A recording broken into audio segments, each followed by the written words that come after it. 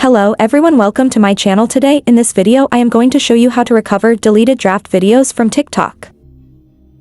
Before starting this video, please subscribe my channel.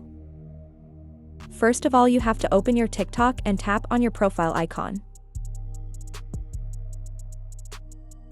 Now here you can see, you will get the draft videos, you have to click on it.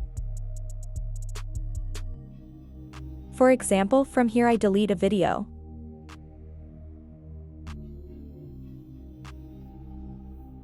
Now I will tell you how you can recover deleted draft video. First of all, you have to tap on top right 3 lines and click on Settings and Privacy. Here you have to click on Account.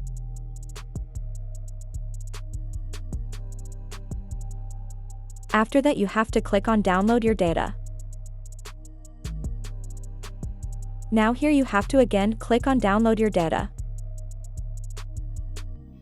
Here you have to click on Right Download Data.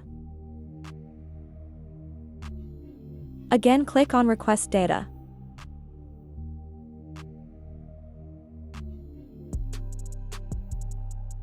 Now your data will be sent to your email within 24 hours. With this method you can recover all the deleted videos from TikTok.